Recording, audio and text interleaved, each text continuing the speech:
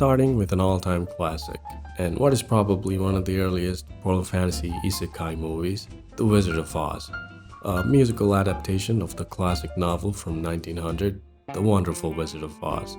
This one needs no introduction. Everyone loves it. It's considered one of the greatest movies ever made. I know all about this movie's infamous production, all the behind-the-scenes horror stories, but I never watched the movie itself because it's like what? An ancient, old-ass musical from 1939? And you guys know how I feel about musicals. Not the biggest fan. But I had to watch it for the video, so I went into it with an open mind, and I'm not gonna lie, it surprised me. I kinda enjoyed it for what it is.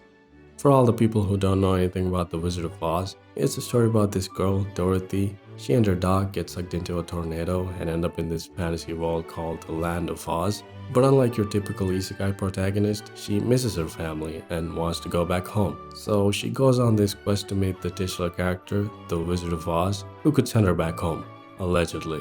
And on her way there, she meets all sorts of crazy characters, makes friends, adventure shenanigans. It's a simple, silly little children's story with some themes like the power of friendship, family, home, and whatnot. Nothing too complex, but it's got a lot of charm.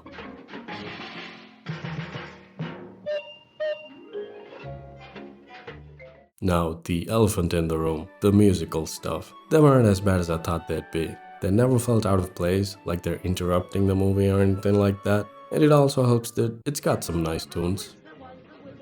For the most part, definitely one of the better musicals I've seen in a long time.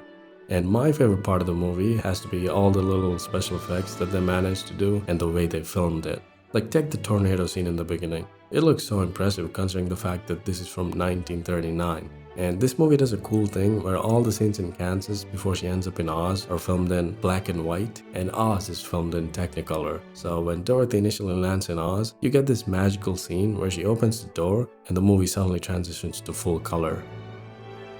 Cinema. That scene made me feel like 2016 Logan Paul, man. Movies like these are not my cup of tea, but after finally watching it, I gotta say, it's a nice movie. I wouldn't say I loved it, but I respect it. Fun fact, there are two Wizard of Oz anime adaptations that came out in the 80s, which makes it not only one of the first isekai movies, but also one of the first isekai anime as well. And there are multiple other Wizard of Oz and Wizard of Oz related projects that came out after that, most famously Disney's attempt at a sequel and a prequel.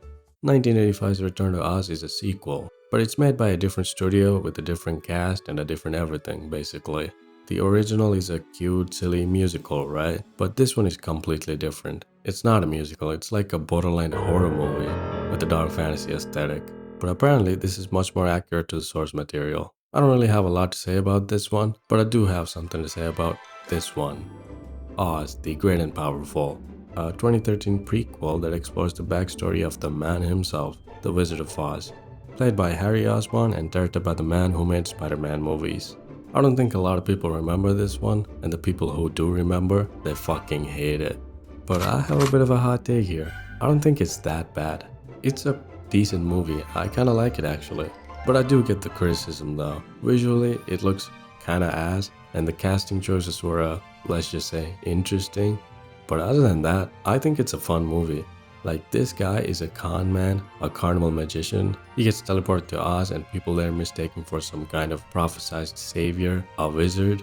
And he just plays along with it for the treasure, riches and shit. He doesn't have any magical powers, right? So he's just Reagan Arataka's his way through everything, which is hilarious. But towards the end, he has a change of heart, becomes a better man, and uses his trickery to defeat the big bad. Like, come on, doesn't that sound like a fun movie to you? It's not as bad as people say it is. Way better than whatever Disney's making now. But yeah, that's the last Wizard of Oz movie. I know there's Wicked, the Wizard of Ozempic, but I'm good, man. It's an overrated play about fucking if the Wicked Witch of the fucking Oz was like really the good one and all kind of dumb shit that people with low self-esteem tried to change the Wizard of Oz. That ugly bitch was evil. And don't you forget it.